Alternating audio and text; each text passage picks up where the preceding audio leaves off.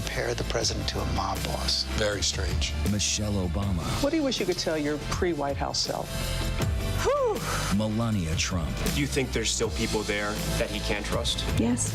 Still working now? Yes. Michael Cohen. So he's still lying. Yes. It's a big statement.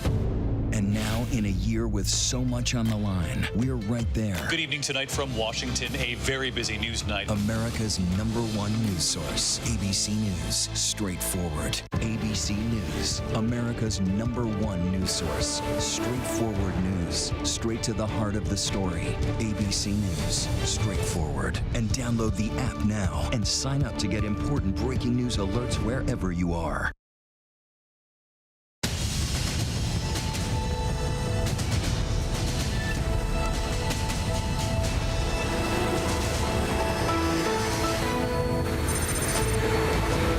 Trying to get home out on this road after a hurricane came through, causing a river to now run through it.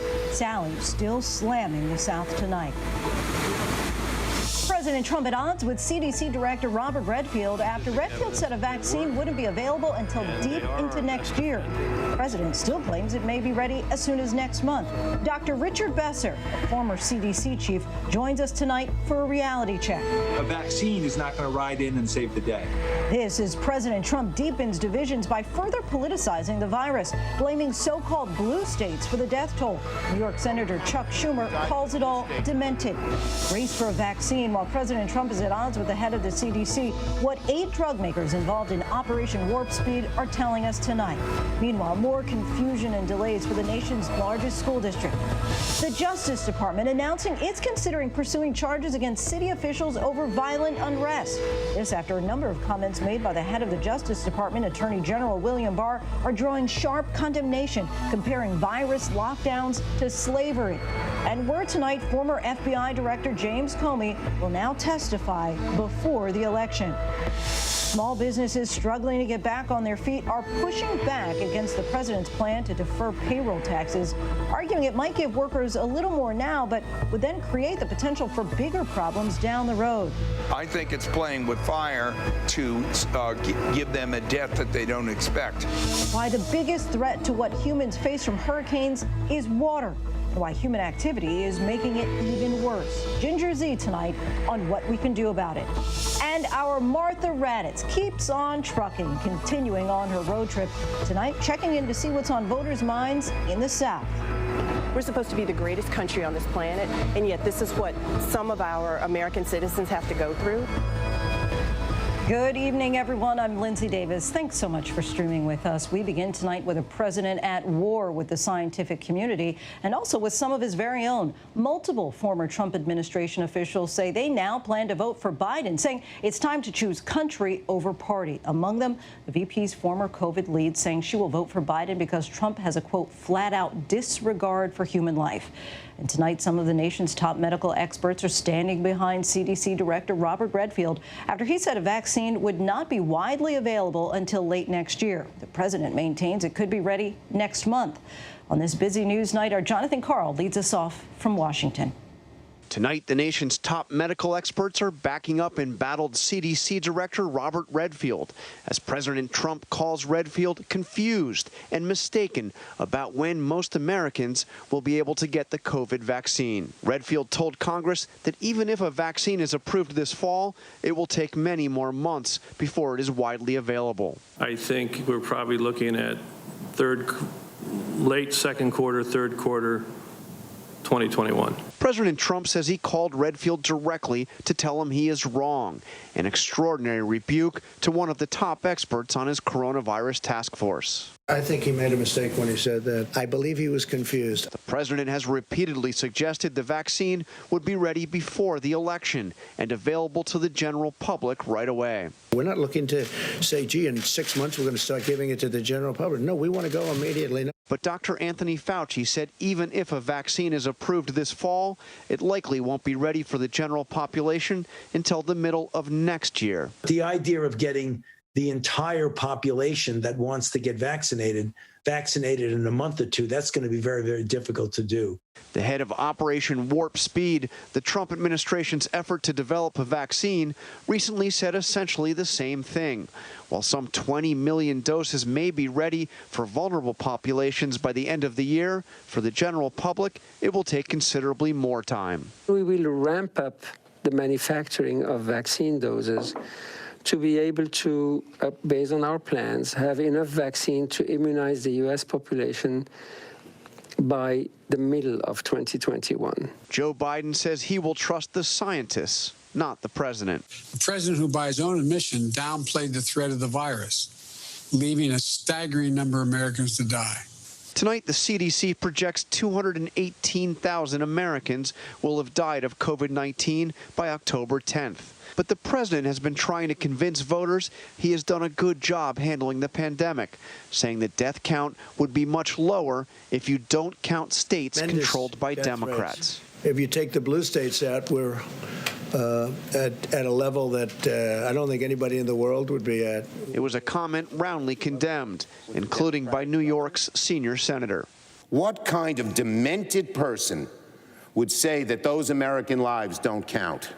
And Joe Biden tweeted, "The job is to be president of all Americans. For the love of God, start acting like it."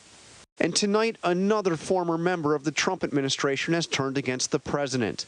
Olivia Troy, who served on the coronavirus task force as Vice President Pence's Homeland Security advisor, tells the Washington Post that President Trump has a, quote, flat-out disregard for human life. When we were in a task force meeting, the president said maybe this COVID thing is a good thing. I don't like shaking hands with people. I don't have to shake hands with these disgusting people.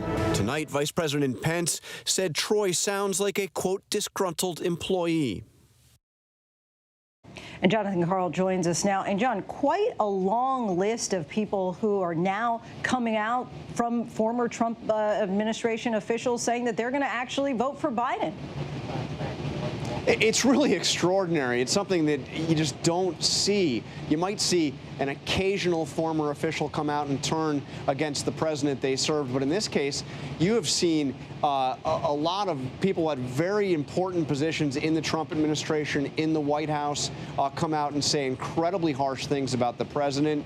Of course, people like John Bolton, the former chief of staff at the Department of Homeland Security. Now we have Mike Pence's former Homeland Security advisor, a long list of others as well, coming out, not just saying a few critical things, but being incredibly harsh in their criticism. And as you mentioned, many of them going so far as to say that they'll actually vote for Joe Biden.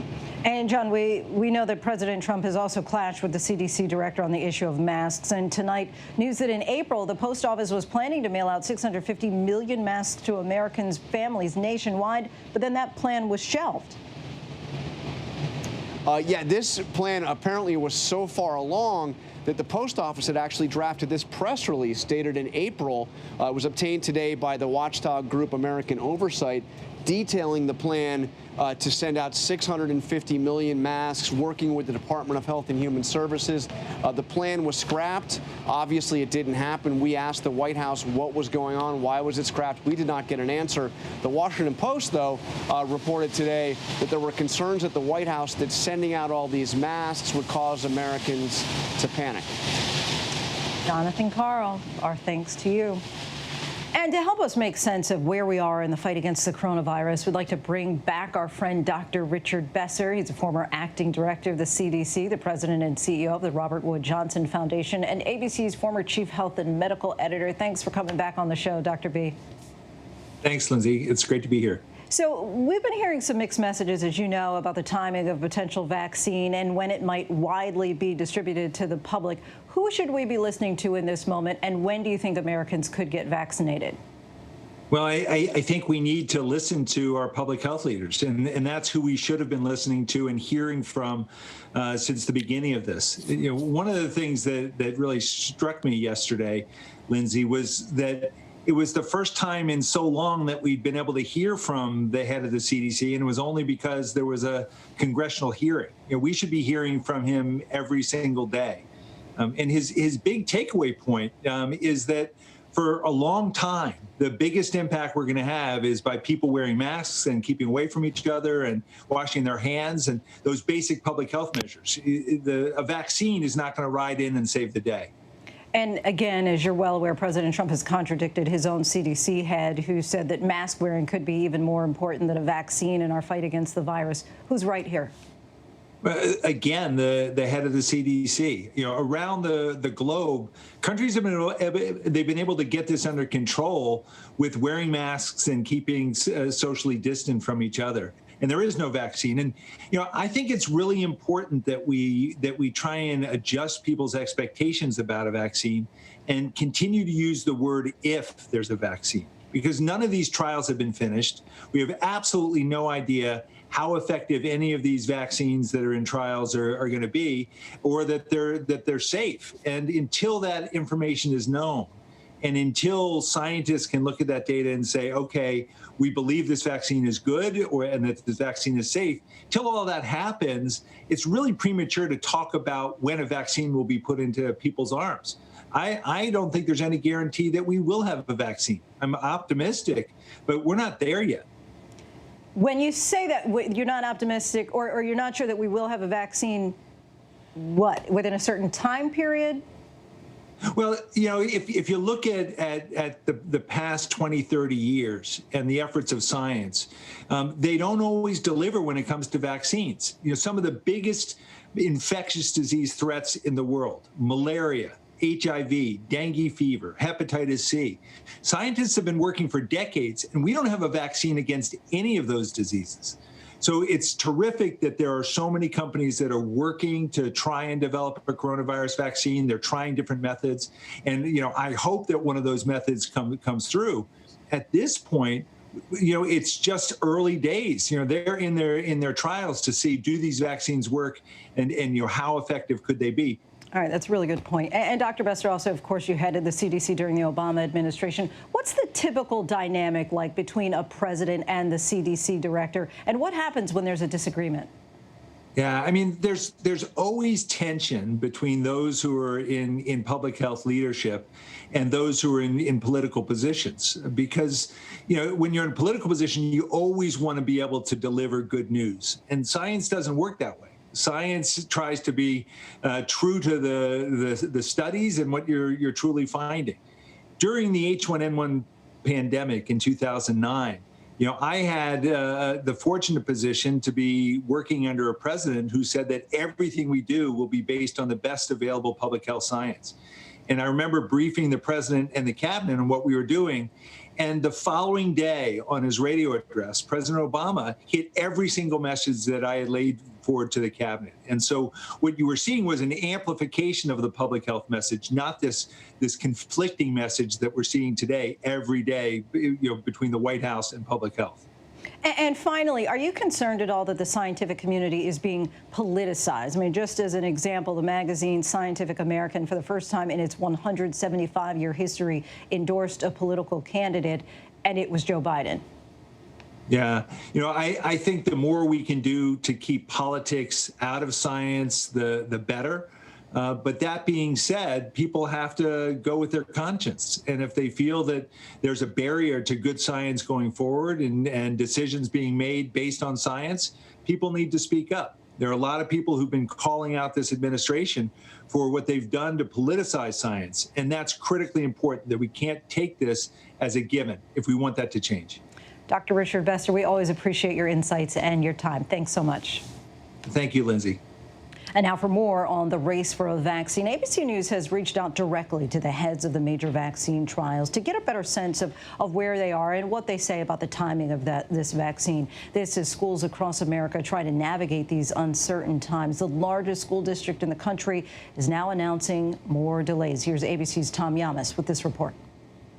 Tonight, a major reality check in the race for a vaccine. Of the 8 companies in Operation Warp Speed, just 3 vaccines are in the final stage of trials. And only one, Pfizer, says it might know next month if its vaccine is safe and effective. We have quite a good chance, more than 60%, that we will know if the product works or not. by the end of October. But of course, doesn't mean that it works. It means that we will know if it works. Moderna telling us they could have an answer on their vaccine by November, but AstraZeneca's U.S. trial is still on hold, waiting for a green light from the FDA after a British vaccine volunteer was hospitalized. The fight to get the upper hand on the virus coming as schools wrestle with reopening. And tonight, for parents in the country's largest school district, whiplash. Just days before reopening, New York City announcing yet another delay for most students. We need to make sure there's the appropriate number of educators in each school. The mayor also citing a teacher shortage after another showdown with unions representing faculty and staff. I feel like the parents and the students are in between the mayor and the DOE, and I feel like we always are losing out. I mean, I understand that they're trying to make us safe, but like, we have to get into a routine. We need to move forward. Some teachers are calling for more staff and PPE. At PS 532 in Brooklyn, we met teacher Sherry Bailey last month as her school was getting ready to reopen. Every day we have two jobs, to keep students safe and to keep them learning. And now safety is more important than ever. Out west, some troubling news. Wynn Resorts in Las Vegas reporting nearly 500 workers tested positive for the virus since the hotel and casino reopened in June. The company says contact tracing found nearly all the cases were contracted outside of work. And in Idaho, a pastor who told congregants they could go without masks after reopening for services has been hospitalized with the virus in the ICU. And for more now, let's bring in Tom Yamas. There's new polling about whether Americans trust that this vaccine would come without political pressure. What does it say? Right, Lindsay, there's real concern out there. According to a new national survey from the Pew Research Group, they found just 51% of Americans say they will probably or definitely take the vaccine. That's down from 72% back in May. And more than 3/4 of Americans are saying they're worried about the vaccine and whether it's being rushed and will it be safe and effective. Lindsay? A lot of skepticism there. Okay, Tom Yamas, thanks so much. And next to Hurricane Sally, the storm wrought havoc in Florida and Alabama. Homes lost, lives upended. At least one person has been killed. Many homes lost or destroyed. The damage has been extensive, like this car completely flattened by a massive 100-year-old tree. And one of the biggest issues across the South tonight, widespread flooding, with people taking to the streets in their kayaks. Rob Marciano has the latest from the storm zone. Tonight, more than 24 hours after Sally made landfall on the Gulf Coast, rescuers still bringing trapped families to safety. This after hundreds had to be saved from high water Wednesday, many by the National Guard. Hurricane Sally was a beast, 105-mile-per-hour winds and feet of rain. Tonight, the true scope of the damage is coming into view. Families now salvaging what they can from damaged homes and businesses. This marina is just a mess. You've got docks eating into the sides of boats, sterns and bows of boats crunched up against each other. Millions of dollars in damages in this area alone. Sally knocking multiple barges loose in the Pensacola area. Brian Godudo's family was riding out the storm in their brand new home when the water started rushing toward them. She looked back and it just was coming down like a waterfall from the backyard, and she grabbed the kids. Brian cutting down this fence to divert the water away from the house. It just came out of nowhere. In hard-hit Orange Beach, Alabama, at least one person killed, another still missing. It's been mighty bad, and our state is reeling just as our people are hurting. Now what's left of Sally is spreading through the Carolinas, with up to a foot of rain falling in parts of Georgia and down trees all over the Atlanta area. I was awakened by, it felt like a dumpster being dropped in my yard. This huge oak crashing into two cars. Thankfully, no one was hurt. Tragically, as Sally approached, one person was killed by another falling tree. And good evening to you, Lindsay, from Atlanta. This is what Sally did to East Atlanta, the hip business district here, with big trees down from the wind and rain. Now the system slowly trudging through the Carolinas. We still have a tornado watch posted for parts of North Carolina, and heavy rain up through Virginia and D.C. Still have a flood watch until we get all of Sally offshore, and that will happen later on tonight and tomorrow morning. And then potentially meeting up with our next hurricane. This is a Category 4 storm at the moment, Teddy. Going to make a run at Bermuda on Sunday and not really peel out to sea. We're going to have to watch this one after that. Could hit Atlantic Canada, may even get close to New England. And then here's the wide shot, still very active. And look at that one spot there to your left. Another problem spot in the Gulf of Mexico, and there you hear what's happening here in East Atlanta. It is a hip part of town for sure. This is not what we consider to be hip. More action in the Gulf of Mexico, and unfortunately we'll have to watch this over the weekend. Texas, you should be on guard for that one. Lindsay, have a good weekend. They are just coming one after another. Rob, our thanks to you. And because Congress has failed to come up with any agreement on additional economic stimulus measures in response to the ongoing pandemic, President Trump has tried to take matters into his own hands, pushing an effort to defer payroll taxes to put more money into Americans' paychecks. But many businesses are pushing back, saying it's the wrong solution and they don't want to participate. So what's behind the payroll tax battle? Here's ABC's Alex Perchet. That sizzle? Those clanking dishes? Those are sounds of promise for the Silver Diner in Alexandria, Virginia. Something for owner Bob Jimo to smile about. I love the people. I love hospitality. I love taking care of people and making people happy. Back in March, he wasn't able to do the things he loved as COVID-19 threatened to close all of his nearly 24 restaurants. He was forced to lay off 1,500 employees. Then the Paycheck Protection Program came through this spring, helping small businesses with forgivable loans if the funds were used to rehire employees. You consider yourself the poster child for the program. We think it's been a terrific piece of legislation. It let him bring back 1,300 workers and continue plans to open this newest location. We're really fortunate that Congress came together to do it. But with Congress stalled this summer on more stimulus for the economy, President Trump tried to take action on his own on another front, pushing for a payroll tax holiday. We're going to save American jobs and provide relief to the American workers.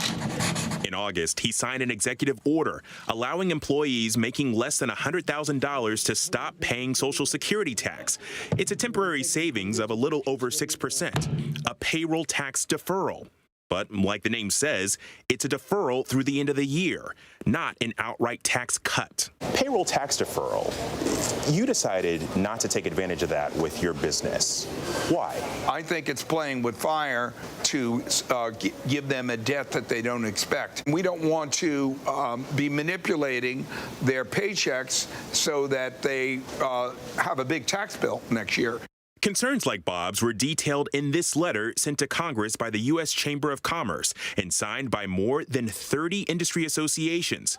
Caroline Harris is the Chamber's tax policy expert. If I'm making $50,000 a year, every 2 weeks I'm going to get $120 extra in my paycheck. But the reality is come January, I owe that $120 back every 2 weeks, in addition to the $120 that I owe on a normal basis. And employers could also get squeezed. Rafi Yousefian, a CPA based in Washington, D.C., pointed out, as written, if an employee leaves before the end of the year, their tax burden could fall on the business. I don't see the advantage in both from an employee perspective and employer perspective. Even if none of my employees leave and I'm not stuck with the debt, even just the administrative burden is enough for me as an employer to not want to have to participate in it. Not only does he say his clients have shied away from it, his own firm won't use it. And many economists say, as a stimulus measure, a payroll tax deferral isn't helping those who need it most. It would make sense to think about targeting a lot of these funds to people who have lost their jobs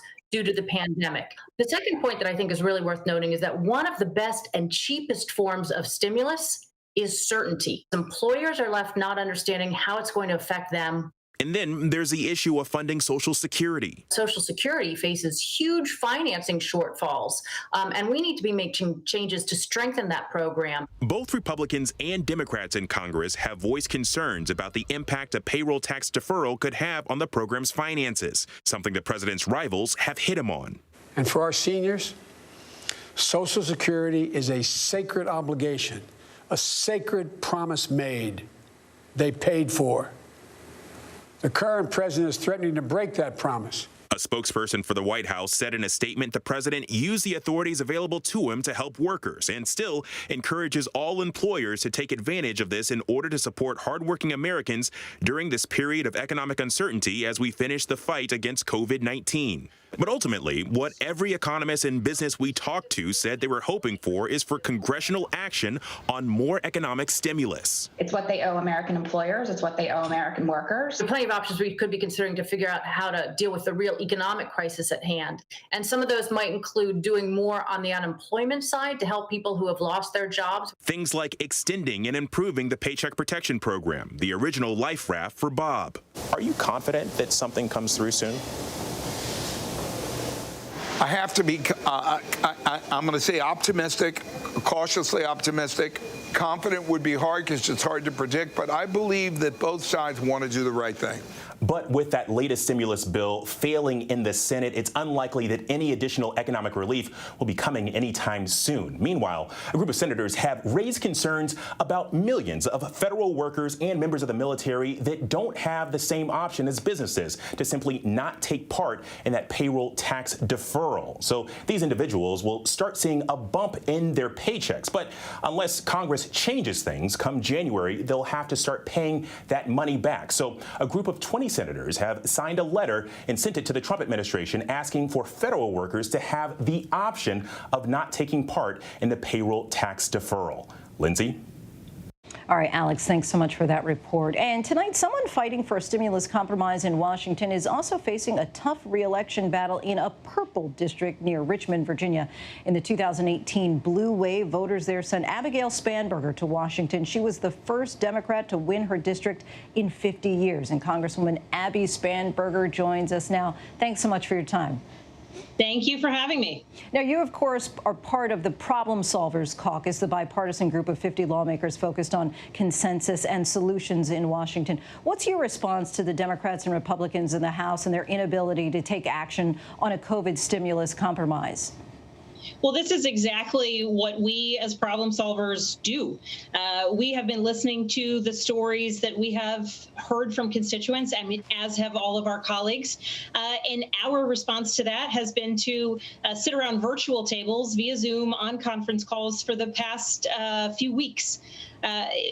Focused on what are the programs that matter to the people of the United States? What are the programs that are going to deliver the immediacy of need that remains so urgent during this ongoing crisis? And this is exactly the sort of time that Problem Solvers was really created for. We have developed relationships. We focused on building coalitions, developing trust, and being able to sit around a table, either in person or virtually, and really dig into issues. What can we agree on? Where can we move forward? What are the shared priorities? So at this time, I've been very pleased with the work that we've done, and I am so glad to see that we've gotten the conversation started again about how do we move forward through this impasse. And so how does this work? I mean, if the Democratic and Republican leadership isn't willing to engage on a stimulus compromise, would the Problem Solver Caucus then go directly to the White House? So we have been in ongoing conversations with Democratic leadership in the House, with Chief of Staff Mark Meadows in the White House. We've kept all parties informed of the fact that we were really working to develop this framework. We've made it very clear for quite some time that we wanted to get people back to the negotiating table. And while there was a stall in the conversation, that we were going to continue moving that conversation forward, 25 Democrats, 25 Republicans, and that we intended to present them with a framework of what we knew if we could agree on, that ideally the rest of Congress could really find agreement looking at these programs. And so that's what we set about to do. And really our focus is to say, this is where we found common ground. These are the programs that will deliver the immediacy of aid to our communities, to families, to schools.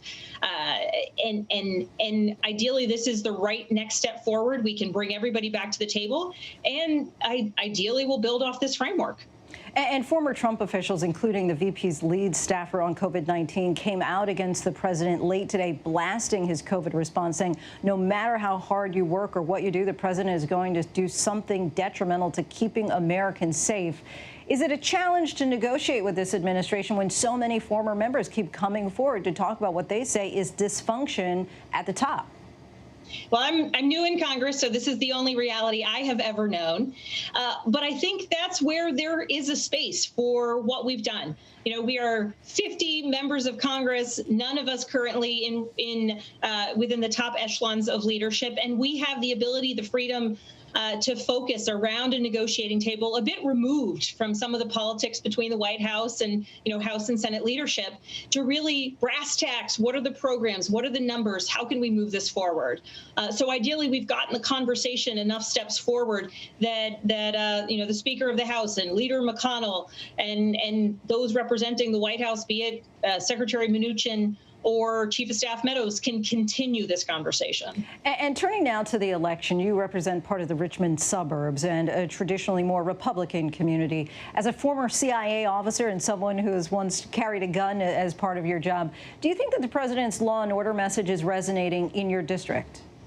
So I across the board, everyone recognizes that crime is crime, violence is violence, and we, no matter political party or political ideology, as Americans denounce that.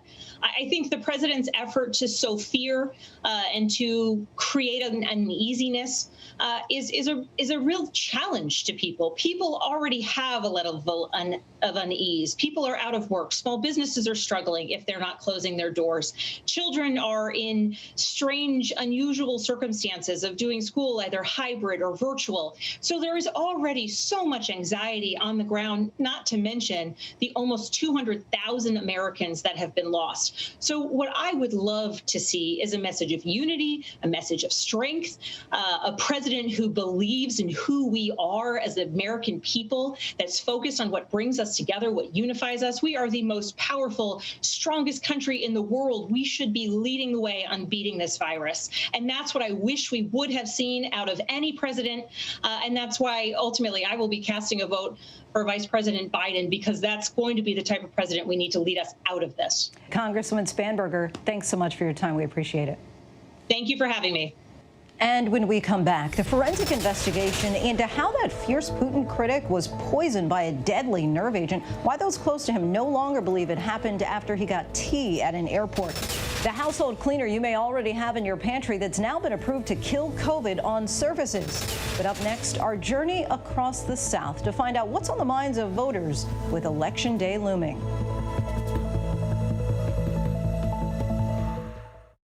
Yes, mornings may look different these days, but where you start your day, where you spend your mornings, where you get connected to everything that's happening. And face it, there's a whole lot happening in our world these days. Where you get all the breaking new information of the day to help you navigate through these times. That's why we're here. Good morning, sunshine. And making sure you start your day off with a smile and some sunshine. Good morning, America. Good morning, America. Good morning, America. Oh, how I love saying that. Wake me up. Now, with so much on the line, ABC News, America's #1 news, is right there for you live on Hulu with stories of strength, stories of hope. Because now, when it matters most, Hulu has live news. Hulu has live news. Hulu has live news, and that news is ABC News. ABC News Live on Hulu. ABC News Live on Hulu. Watch the news you need. Thanks so much for streaming with us. Streaming to all Hulu subscribers right now. Welcome back. As we all know, America is a complex patchwork of varying viewpoints and perspectives that can differ from state to state or sometimes on the very same side of the street.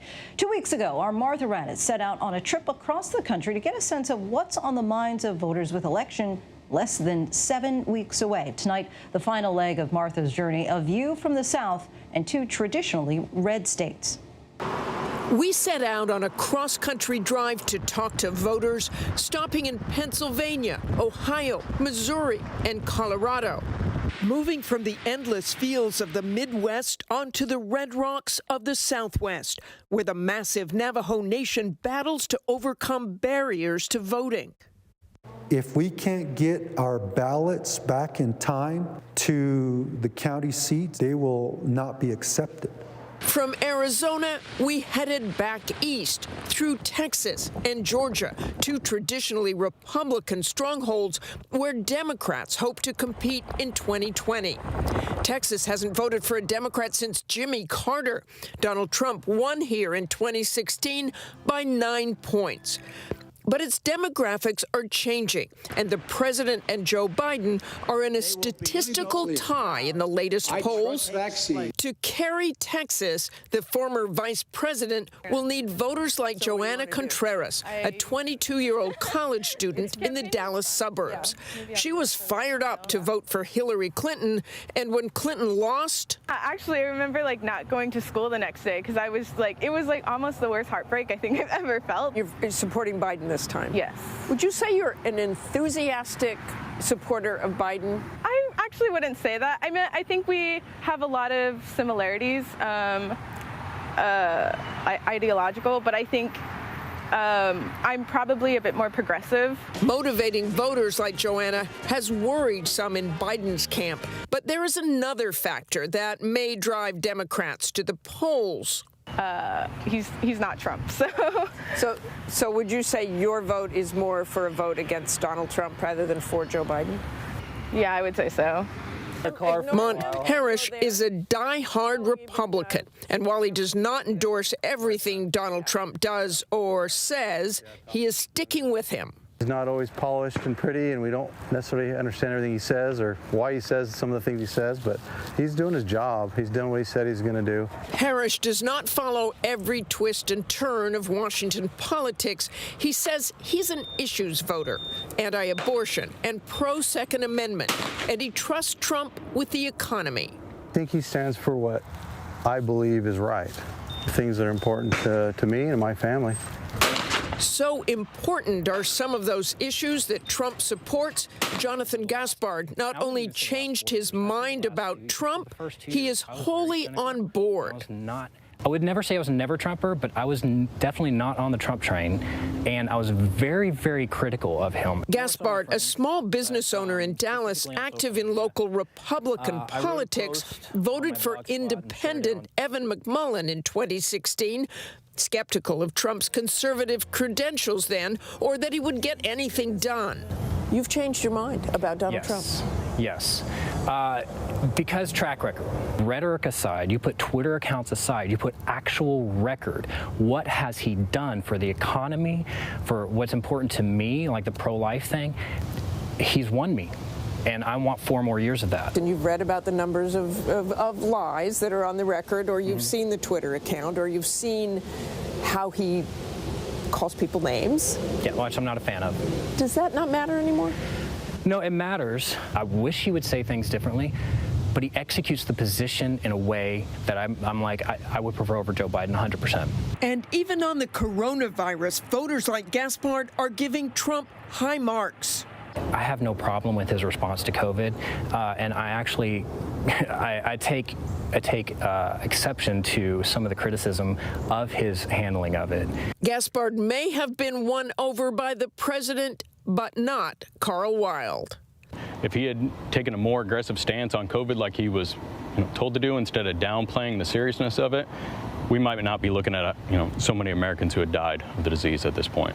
Carl Wild is a U.S. Army veteran who braved intense combat in Iraq.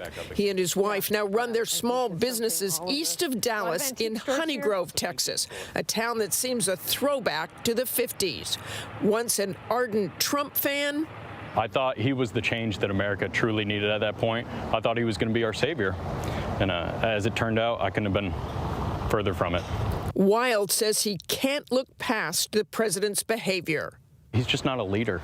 He's not a leader. He doesn't act like a leader needs to act. You can't respect that man. His mind was made up even before the Atlantic magazine report alleging that Trump called fallen veterans suckers and losers. Wild says even if you can't say for certain those quotes are accurate, he certainly believes they could be. The fact of the matter is, you can believe that he made those comments. And you should never have a president that you could believe would talk down about his own military and about military veterans and gentlemen who died fighting for their country. But Wild does not want either Trump or Biden. He doesn't know how he will cast his vote. From Texas, we continued our journey to Georgia, where it is not just who to vote for, but how that vote will be cast and counted. Charges of voter suppression were ringing out loudly here in Georgia in 2018 after a very close governor's race. And in 2020, those charges are ringing out again. While Trump won Georgia by 5 points in 2016, the race is considered competitive this fall, making voter turnout key. And the primaries here in June, a warning sign, an election marred by long lines and problems with voting machines. Oh, my gosh, it was a nightmare. Irene Camara is a retiree in the Atlanta suburbs, fearful of the coronavirus. A lot of people died in vain. And like I said, I'm afraid to come out of my house. But she was determined to vote. When her mail-in ballot for the Democratic primary didn't show up and her nearby polling place was shut down, she drove to one further away. I got to the polling place at 9 o'clock in the morning. I got to the voting door at 4 p.m. Once I got to the door, I had to wait because they would let 2 people in at a time. It was a nightmare. You know there have been charges of voter suppression. Do you think that's the case? Exactly. Exactly. Brian Kemp stole that election from Stacey Abrams. Do you think African Americans are targeted? 100%. In downtown Atlanta, Marnia Mitchell faced many of the same issues with voting in the primaries. It was despicable and it was disgusting. This is 2020. We're supposed to be the greatest country on this planet, and yet this is what some of our American citizens have to go through. I'd like to think we're an honest country and an honest nation, but I'm not ignorant that there are undercurrents of other motives going on. Mitchell wouldn't say who she's voting for in the fall, instead wanting to stress the importance of exercising the right to vote and the difference it can make. Nearly 40% of Americans stayed home in the last 2 presidential elections, including a 7-point drop among black voters between 2012 and 2016. You think you're not counted in, you think it doesn't matter. It does matter. Get up and go and vote. After 5,700 miles and dozens of voter interviews, that's a message every American should take to heart. Reporting from across America, I'm Martha Raddatz for ABC News Live. Our thanks to Martha on the road for us there. Still ahead here on Prime, the Attorney General comparing the intrusions of COVID lockdowns to the horrors of slavery. Water could be the biggest threat to life from hurricanes, and scientists say human activity is making surge even worse. So what can we do? Ginger Z is standing by for us in this week's It's Not Too Late. And the dire warning to European nations about alarming COVID transmission rates as the crisis grows worse in places like India. We take a look at the resurgence of COVID worldwide by the numbers. But first, our post of the day. Nike releasing a jersey in honor of the years Colin Kaepernick has been standing up against racial injustice.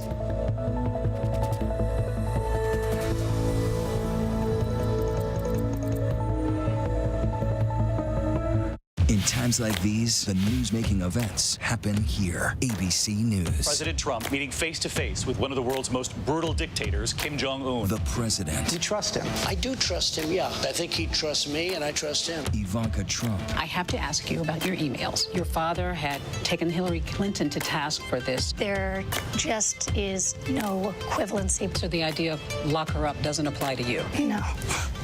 Comey. How strange is it for you to sit here and compare the president to a mob boss? Very strange. Michelle Obama. What do you wish you could tell your pre-White House self?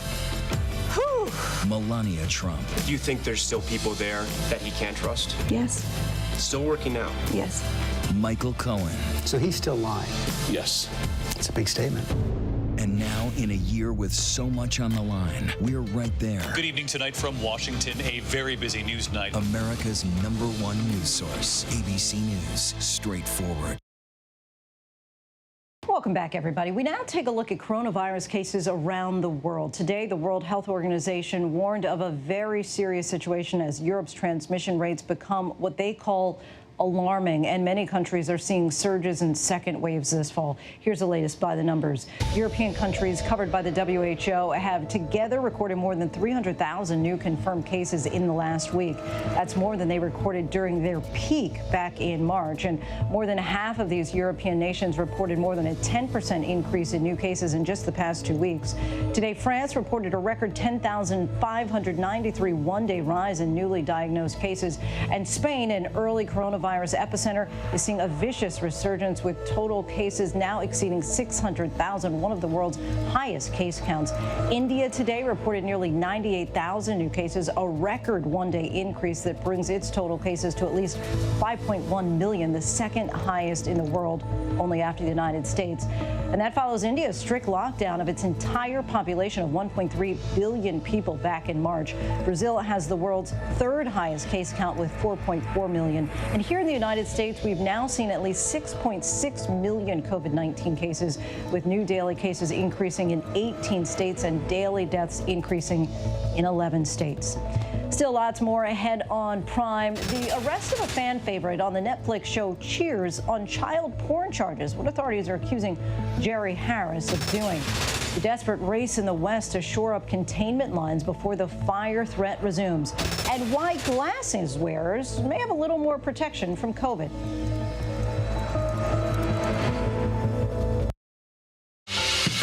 What you're seeing right now, this is part of the eye wall. This procession of migrants goes back 2 miles. There is going to be catastrophic damage. This fire has made a run. You can see those flames shooting up into the sky. We are on the jam-packed red carpet. To the right, guys. So this is the 4th weekend of protest.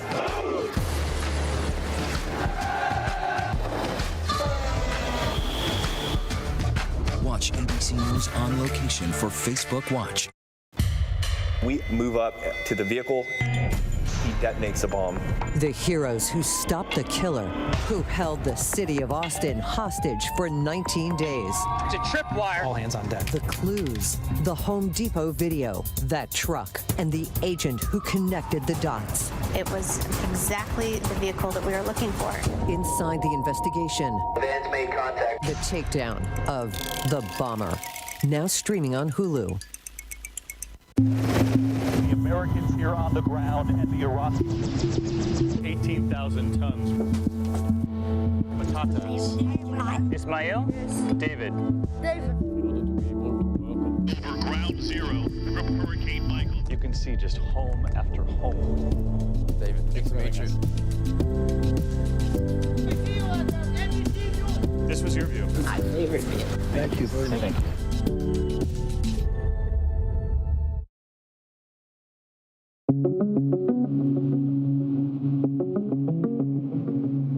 The only path to national unity is through our shared identity as Americans. That is why it is so urgent that we finally restore patriotic education to our schools. We must clear away the twisted web of lies in our schools and classrooms and teach our children the magnificent truth about our country. We want our sons and daughters to know that they are the citizens of the most exceptional nation in the history of the world. Our Constitution was the product of centuries of tradition, wisdom, and experience. No political document has done more to advance the human condition or propel the engine of progress.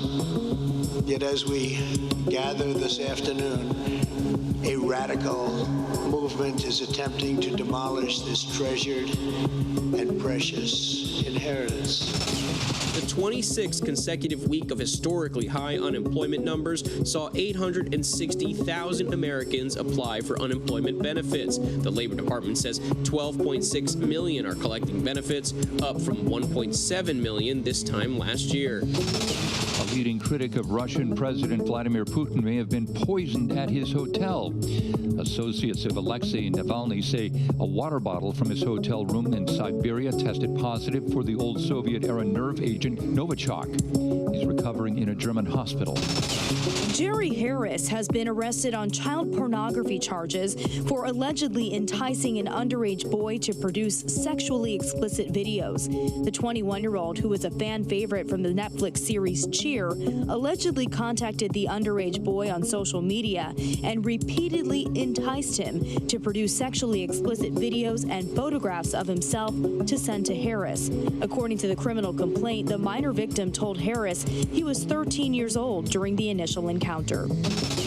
As the country continues to wipe down surfaces to combat the spread of the coronavirus, the EPA has added Pine Sol Original Multi-Surface Cleaner to the list of effective products. The Environmental Protection Agency gave approval to the product for kill claims against SARS-CoV-2, the virus that causes COVID-19, on hard, non-porous surfaces. The EPA advises to follow all label directions for safe, effective use of the product, including the amount of time the surface should be visibly wet with the product. Former President Barack Obama announcing that he will be releasing his presidential memoir. And since there is a lot of ground to cover, it will come in 2 parts. The first volume is called A Promised Land. President Obama tweeting, "There's no feeling like finishing a book, and I'm proud of this one. In A Promised Land, I try to provide an honest accounting of my presidency, the forces we grapple with as a nation, and how we can heal our divisions and make democracy work for everybody." Penguin Random House says there will also be an audio version, which will be read by President Obama himself. A Promised Land will hit bookshelves on Tuesday, November 17th this year. Back now with the FBI Director Christopher Wray on Capitol Hill, testifying that he sees little evidence of mass voter fraud by mail, but plenty of evidence that Russia is in fact meddling in the election by denigrating Joe Biden. And he was also asked to weigh in on what his boss, Attorney General William Barr, said, comparing the COVID-19 lockdown to slavery. Here's ABC's Chief Justice correspondent Pierre Thomas. Tonight, despite President Trump repeatedly raising concerns about the potential for mass voter fraud, the FBI director telling Congress he's seeing little evidence of such. We have not seen to date, a coordinated national voter fraud effort in a major election. But what he is seeing is hard evidence of the Kremlin meddling in the U.S. presidential election again, targeting Vice President Joe Biden and using social media to sow discord. He also said the FBI is investigating whether Iran and China are trying to meddle as well. The FBI director was asked about the threat of white supremacists at home. He said lone domestic radicals are the deadliest, with white supremacists being the largest group. Within the domestic terrorism bucket, racially motivated violent extremists over recent years have been responsible for the most lethal activity in the U.S. Wray also asked about Black Lives Matter. Have you seen any excessive violence that can be attributable to Black Lives Matter? I can't think of one sitting here right now. Wray also responding today to combative comments made by the Attorney General overnight. William Barr reminding all DOJ employees they work for him and comparing some to preschoolers. And as I say to FBI agents, whose agent do you think you are? I will say we, the FBI, work for the American people. Barr also showed his utter disdain for the leaders of Black Lives Matter. They're not interested in black lives. They're interested in props. A small number of blacks who were killed by police during conflict with police, usually less than a dozen a year, who they can use as props to achieve a much broader political agenda. And when talking about lockdowns in the pandemic, Barr invoked slavery. You know, other than slavery, which was a different kind of restraint, this is the greatest intrusion on civil liberties in American history. Lindsay, some current and former prosecutors were offended by Barr's comments, especially those comparing them to preschoolers. Lindsay? Pierre Thomas, our thanks to you. And tonight, firefighters in the West are bracing for the return of fire conditions as residents in some cities are finally starting to get smoke-free skies. Crews in the Angeles National Forest holding the containment line, putting out isolated hotspots near the observatory on Mount Wilson. In California's Bay Area, the first smoke-free skies in weeks. And in hard-hit Oregon, more heat and storms could be on the way, along with the threat of lightning.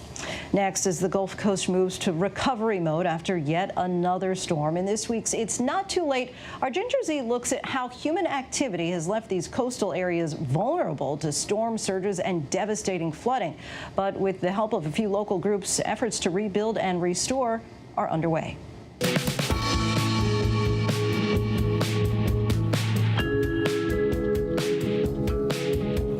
Hi, I'm Ginger Z, and it's not too late. Right behind me, that is a steeple on a church here in Mobile, Alabama, after Hurricane Sally blew through. That steeple hanging precariously. We had 82-mile-per-hour gusts on the backside of what has been the third hurricane to make landfall here along the Gulf Coast, the fourth hurricane to make landfall in the United States this year. We are well above average, and we are now at record setting this early in the season for this number of hurricanes. We also had Mobile Bay pushed back out into the ocean. It's called anti-surge. The images you're seeing there, me walking on that bay, should be filled with water. And it did fill back in. But on the other side, Pensacola was overtaken by water. Sand was covering the roads in Dauphin Island, all thanks to storm surge and feet of rain. Now, when a hurricane hits the Gulf Coast, it can be even more damaging in the way of surge. And that's because of how the continental shelf works and really how the beaches work under the water. For example, on the East Coast, they drop off. The continental shelf there is steeper. When a bubble of storm surge approaches the East Coast, some of it can get deflected or absorbed. It can act kind of like a wall. The Gulf Coast, on the other hand, has a very gradual decline, and that can act as almost a ramp to bring the surge right up and inland a whole lot farther. There's some natural obstacles like barrier islands, dunes, and even oyster beds. Those are like little speed bumps that absorb some of the surge and the waves. But here's the thing, we've taken away some of those speed bumps, and now the surge comes right at us. But when we moved here, we wanted to be able to drive on roads, and there aren't any rocks on the Gulf Coast. If you've not been down here, we don't have a lot of those. So what happened was we went in and we dredged up a lot of these oyster reefs. But when we did that, these reefs that were 8 or 10, 15 feet tall in some cases were gone, and you lost that buffer. And now, decades after those centuries-old decisions, somebody, us, have to pay for it. We wanted to develop oil and gas in those areas, and we thought that all made sense. It didn't, but we argued with ourselves, we'll have so much resources as a result of this that we can pay to fix things. And now we're paying for it. And now we're paying for it. In 1897, in National Geographic, there is a debate, an article about the science about leveeing the river, in which the scientists state very clearly, if we do this, generations 3 or 4 hence will have to pay for it. Yeah. Well, it's our turn now. Yeah. Here we are, gladly. Louisiana's coast alone lost more than 1,800 square miles from 1932 to 2010, and that is greater than the size of Rhode Island. According to a state report from 2004 to 2008, alone, 300 square miles of marshland were lost to Hurricanes Katrina, Rita, Gustav, and Ike. A ProPublica report found that Louisiana loses about a football field of land every hour. The erosion that we see here is natural erosion, but it's been exacerbated because we've put shipping channels in, right? We have navigation channels so that we can access these areas. The problem that we have is sea level is rising incrementally. And can our habitats keep up with that? And that's what we're working on. If we can reset that clock a little bit, if we can feed those marshes with this beneficial material, you know, the mud from these channels, we're going to help that system become healthier. As that land erodes, we are more vulnerable to flooding, storm surge, and of course, sea level rise. And now that we've added sea level rise to that, it becomes even more problematic. That also meant that we lost that land, which was our storm protection, which are the buffers, so we could live far enough in that we had that land between us and the sea and the storms. As we lose that, we become more vulnerable to the storms that we're seeing now. Steve Cochran works with the Environmental Defense Fund and Mississippi Delta Coalition. They're trying to find natural ways to rebuild the coast and limit the impacts of storm surge. Because storm surge is going to happen. Sea levels are going to rise. And we have to find a way to protect ourselves now. Is there a day that we rebuild the Mississippi to what we found it? Can we do that? I don't think so. And we actually use the word restore. And we're trying to figure out, is that the right word? Because that leaves the impression that we're going to put it all back away way it was. Yes. We're definitely not going to do that here in the Mississippi Delta. We can have a sustainable delta. It will be smaller than the one we have now, and certainly smaller than the one that was here 300 years ago. Off the coast of Alabama, there's a project called Lightning Point, where the Nature Conservancy folks and the folks that live there are rebuilding the area around the fishing port. We've now buffered that whole port against storm surge. So that's the first line of defense. And not only does it have just a series of breakwaters out there, it's got an ecosystem. It's got a marsh, it's got the uplands that are in there, the ridges protecting, the tidal creeks absorbing that water before it comes in. And if you can think about these things as, bumps, moguls out there in the water, they're breaking that wave energy down. So even if they're underwater, when those waves travel across the bottom, it's stopping that energy. So whatever is reaching that shore is so much less severe. One study found that rebuilding natural barriers like the oysters, that can save $50 billion in storm surge or flood damage. And the more we can build that land back that used to be there, the more that we can regrow the cypress forest that used to be there, the more protection we get from those storms when they come. These projects are not perfect, and they have to act together, because alone, it just won't be enough. We have to, because we want to protect this beautiful land. I'm Ginger Z, and I promise it's not too late. Like to hear that promise, and we thank Ginger Z for that. Next to the new study that's offering a simple solution to slowing the spread of COVID. Protect your eyes. It appears that glasses actually act as a barrier from coughs or sneezes, or simply blocking particles that could contain COVID. The study from Chinese researchers looked at 276 cases and found 5 to 8% of people hospitalized with COVID wore glasses, whereas on average 31% of the population does. The study indicates that glasses could offer protection against infection. Mucous membranes, which include the nose, mouth, and eyes, serve as an entrance for the virus into your body. But experts warn even if you plan on wearing a face shield, a mask is still vital. And we'll be right back. Stay with us. Friday nights, 9/8 Central. True crime, cinematic, real-life drama, stunning, the unthinkable. Follow the clues. The Hunt. True crime. 2020. Friday nights, 9/8 Central on ABC. They say Montana is like no place on earth. People come here to relax, unwind, or even just disappear.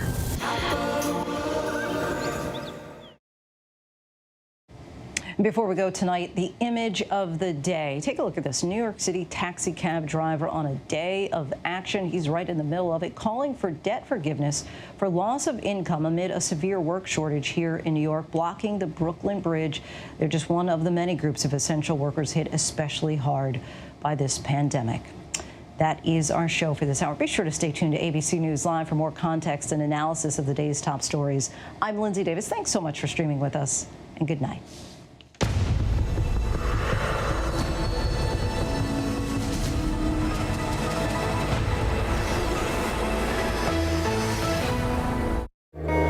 The fall season is fast approaching, and with it comes flu season. But this year, obviously tremendously different because it's overlapping with the coronavirus and the new school year.